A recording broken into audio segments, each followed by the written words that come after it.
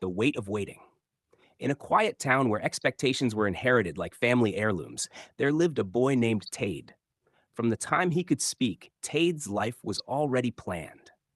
His father, a respected lawyer, would often say, "You will be greater than me." His mother would smile and add, "A judge, perhaps. Our son will sit where others stand." It sounded like love. It felt like pressure. Tade grew up surrounded by law books he never opened willingly.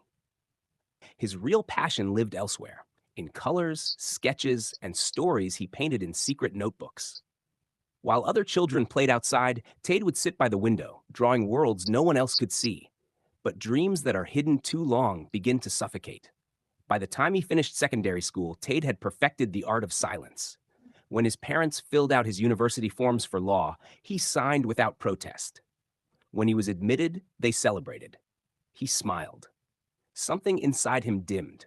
University was a slow erosion of self. He passed his courses, but barely. Every success felt borrowed, not earned. At night, when the world was quiet, he would still draw faces, emotions, stories, but by morning, those pages were tucked away again. "Focus," his father would say whenever his grades slipped. "This is your future," his mother would remind him. But it wasn't his future. It was theirs. Years passed. Tade graduated, went to law school, and eventually became a lawyer, just as planned.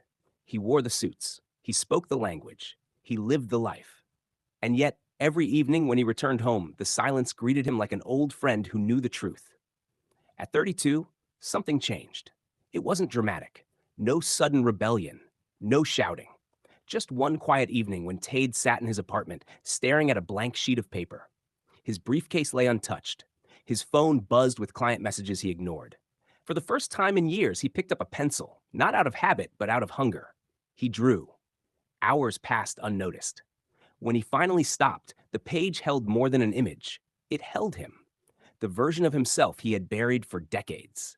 And in that moment, he realized something painful and freeing at once. He had lived his parents' dream long enough. The next weeks were filled with small, defiant steps. He began sharing his artwork online, anonymously at first. Strangers noticed. They praised the depth, the emotion, the honesty in his work. Encouragement from strangers did what years of approval from home never could. It woke him up. One evening, he finally spoke. "I'm leaving law," he told his parents. Silence filled the room, heavy and sharp. His father's voice came first. "After everything we sacrificed?" His mother's eyes glistened. "Is this how you repay us?" For a moment, the old Tade almost returned, the obedient son, the silent dreamer. But he stood his ground. "I lived your dream," he said quietly. "Now I want to live mine." The road that followed was not easy. There were months of doubt, financial strain, and the constant echo of, "What if this fails?" But there was also something new, something he had never truly felt before: peace. Years later, Tade's art would hang in galleries. His stories would travel farther than he ever imagined. People would call him gifted, brilliant, inspiring. But Tade knew the truth. His glory was not sudden. It was delayed. Not because he lacked talent,